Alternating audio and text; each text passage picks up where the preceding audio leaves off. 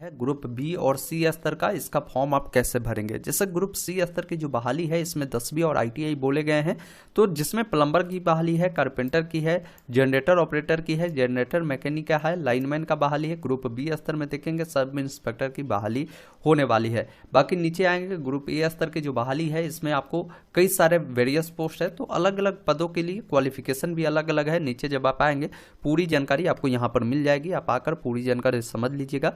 Online apply अगर आप करना चाहते हैं तो यहीं पर लिंक मिलता है जिस पर आपको क्लिक करना है, आप बीएसएफ के ऑफिशियल वेबसाइट पर आ जाते हैं। यहाँ पर आने के बाद एक ऑप्शन मिलेगा कैंडिडेट लॉगिन का, जिस पर आपको क्लिक करना है। अगर बीएसएफ का फॉर्म इससे पहले कभी भी भरा होगा तो जो भी ईमेल आईडी पासवर्ड आपने सेट किया होगा उससे डालकर इस चेकबॉक्स पर टिक कर लॉगिन कर सकते हैं। अगर पहली बार बीएसएफ का फॉर्म भरते हैं तो यहाँ पर एक ऑप्शन मिलता है न्यू कैंडिडेट रजिस्टर का, जिस पर आपको क्लिक करना है। अब कैंडिडेट का जो भी नाम है उनके सर्टिफिकेट के अकॉर्डिंग वो नाम यहाँ पर आपको फिल करना है, उनका मोबाइल नंबर डालना है, ईमेल आईडी डालना है, जनरेट ओटीपी पे क्लिक करना है।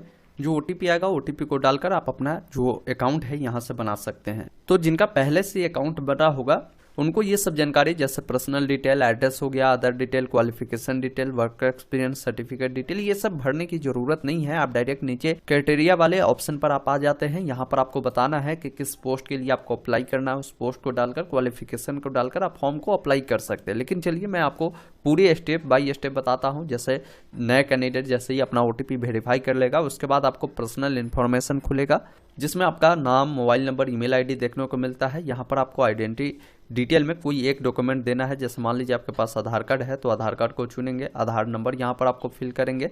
अब यहाँ पर आपको दोबारा कोई एक डॉक्यूमेंट देना है जिसमें भी आपको आधार का ऑप्शन मिलता है, आप दोबारा भी आधार नंबर को भी दे सकते हैं। अब एडिशनल इन्फॉर्मेशन आपसे पूछी जाती है जिसमें आपका जो भी डेट ऑफ बर्थ है कैलेंडर के मदद से डेट ऑफ बर्थ को चयन करेंगे, आपका उम्र बता देगा, नेशनलिटी इंडियन चयन करना है, पिताजी का नाम डालना है, माताजी का नाम डालना है। ये जो भी डिटेल डालते हैं मैट्रिक के जो भी आपके पास सर्टिफिकेट मार्कशीट होगा उसके अनुसार डाले।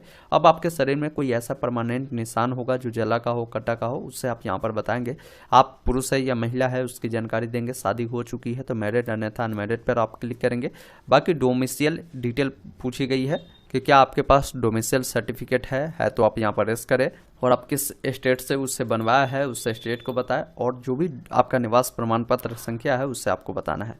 आपका कैटेगरी से जुड़ी डिटेल पूछी जाएगी जिसमें सबसे पहले आप किस धर्म से बिलोंग करते हो वो बताएंगे, किस कैटेगरी से है वो बताएंगे। अगर आप ओबीसी एनसीएल से बिलोंग करते हैं तो यहाँ पर रेस करेंगे, और जो एनसीएल सर्टिफिकेट आपका होगा उस सर्टिफिकेट नंबर डालेंगे, सर्टिफिकेट किस स्टेट से इशू हुआ है वो बताएंगे। इसके अलावा पूछा गया कि जो सर्टिफिकेट किस डिस्ट्रिक्ट से इशू किया गया वो बताए, जो प्रमाण पत्र है किनके द्वारा इशू किया गया वो बताना है, और कब इशू हुआ है वो डेट आपको बताना है। अब यहाँ पर मोड ऑफ रिक्वायरमेंट आपसे पूछी गई है, भर्ती का तरीका पूछा गया है, तो यहाँ पर डायरेक्ट एंट्री मिलता है, आप इसको चुनेंगे अगर आप बिल्कुल फ्रेश कैंडिडेट है तो। बाकी अगर आप डिपार्टमेंटल कैंडिडेट होंगे तो इसमें से कई सारे ऑप्शन है, जैसे बीएसएफ डिपार्टमेंटल होंगे, गवर्नमेंट एम्प्लॉयज होंगे जो कि अदर देन बीएसएफ या कोई एक्स सर्विसमैन होगा तो वो आप अपने अकॉर्डिंग बता सकते हैं। अब यहाँ पर आपसे सब कैटेगरी पूछी गई है जिसमें पूछा गया कि क्या आप विकलांग है तो यहाँ पर एस नो में बताएंगे, क्या आप भूतपूर्व सैनिक है तो एस नो में बताएंगे, क्या विभागीय है तो आप यहाँ पर एस नो में बताएंगे, नहीं है तो नो करेंगे, सेव नेक्स्ट पर क्लिक करेंगे। अब यहाँ पर आपसे एड्रेस पूछा जाता है तो एड्रेस में अपना village, post office, police station जरूर यहाँ पर मेंशन करें, या आपका जिस भी प्रकार एड्रेस होता है आप लिखे। ये आपका परमानेंट एड्रेस पूछा गया तो परमानेंट एड्रेस बताएंगे, पिन कोड बताएंगे, साथ ही साथ जो भी स्टेट होगा बताएंगे, डिस्ट्रिक्ट बताएंगे, विलेज अपना बताएंगे, पुलिस स्टेशन और पोस्ट ऑफिस बताएंगे, तहसील आपको बताना है।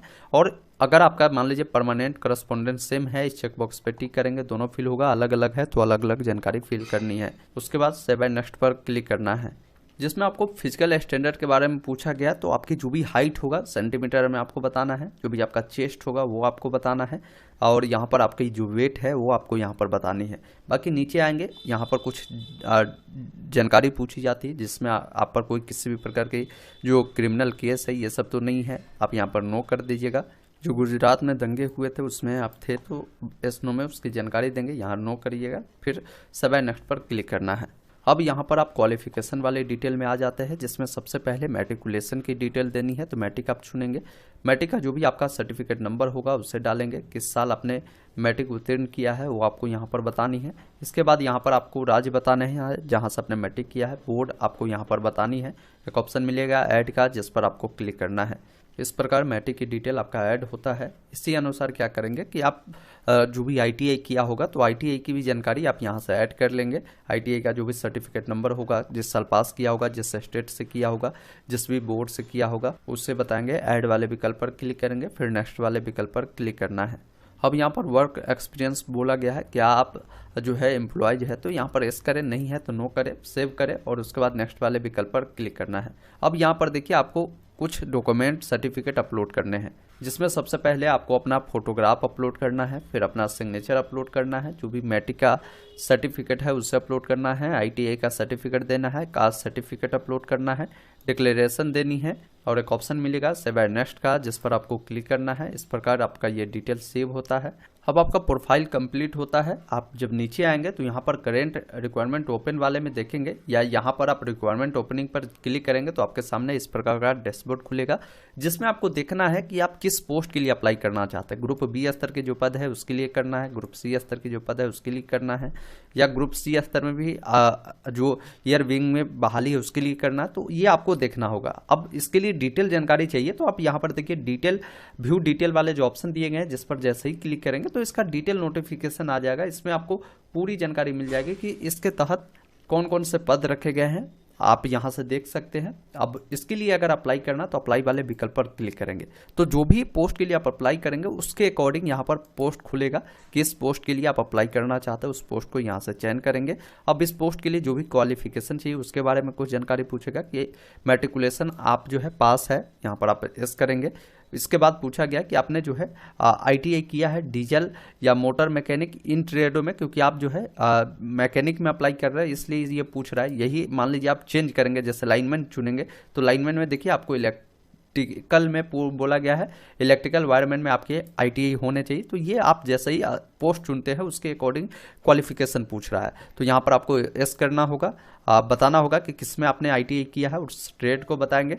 यहाँ पर बोला गया कि आपके पास 3 साल का एक्सपीरियंस है तो आप यहाँ पर बता सकते हैं। यस नो में जो भी जानकारी है तो आप यस कर दीजिए, नहीं है तो नो कर सकते हैं। बाकी यहाँ पर फिजिकल स्टैंडर्ड के बारे में कुछ जानकारी पूछी गई है तो आप अपने अकॉर्डिंग यहाँ पर जानकारी देंगे। बाकी जो भी आपका हाइट होगा सेंटीमीटर में वो देखने को मिलेगा, चेस्ट जो होगा, वेट जो होगा देखने को मिलेगा। नीचे आना है, यहाँ पर बोला गया है कि क्वालिफिकेशन सर्टिफिकेट आप यहाँ पर अपलोड करिए और आपके पास एक्सपीरियंस है तो एक्सपीरियंस सर्टिफिकेट अपलोड करिए। उसके बाद सेव एंड नेक्स्ट पर क्लिक करना है। देखिए बहुत सारे ऐसे पद हैं जिसके लिए एक्सपीरियंस चाहिए, बहुत सारे ऐसे पद हैं जिसके लिए एक्सपीरियंस नहीं चाहिए। तो इसकी जानकारी नोटिफिकेशन जब डाउनलोड करेंगे तो आपको पता चलेगा। क्वालिफिकेशन वाले में आपको पता चलेगा कि जैसे यहाँ पर देखिए इसके लिए 3 साल का एक्सपीरियंस मांगा गया है, बहुत सारे में क्या है कि सिर्फ आईटीआई मांगा गया है, 10वीं आईटीआई। तो आपको देखना होगा जिस पद के लिए अप्लाई करना है उससे आप चयन करें।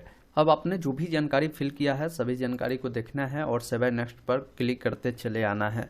अब यहाँ पर आपके सामने जो भी आपने डिटेल दिया है उसके सामने देखेंगे प्रीव्यू आता है, जिसमें पोस्ट डिटेल अभी आप देखेंगे जिस पोस्ट के लिए अप्लाई किए हैं तो अभी आपका पेंडिंग दिखा रहा है क्योंकि अभी आपने पेमेंट नहीं किया है। पर पेमेंट लगता होगा तो नीचे आना है। यहाँ पर क्या करना है कि पेमेंट जितना भी लगता है वो देखने को मिलेगा। इस चेक बॉक्स पे टिक करना है, एक ऑप्शन मिलेगा पे नाउ का, जिस पर आपको क्लिक करना है। ऊपर में पैलेस आपको लिखना है और आप इसके लिए जो सेंटर रखना चाहते हैं, कहाँ रखना चाहते हैं उससे आपको चयन करना है। पे नाउ वाले विकल्प पर क्लिक करना है, एग्री एंड पे वाले विकल्प पर क्लिक करेंगे, आपको पेमेंट गेटवे पे रिडायरेक्ट करेगा। Credit card, debit card, net banking जिस भी माध्यम से पेमेंट करना चाहता है उससे चुनना है। अपना कार्ड की डिटेल देना है, मंथ ईयर डालना है, सीवीवी डालना है। उसके बाद एक ऑप्शन मिलता है मेक पेमेंट का, जिस पर क्लिक कर इसका जो प्रिंट है निकाल कर अपने पास सुरक्षित रख लेना है।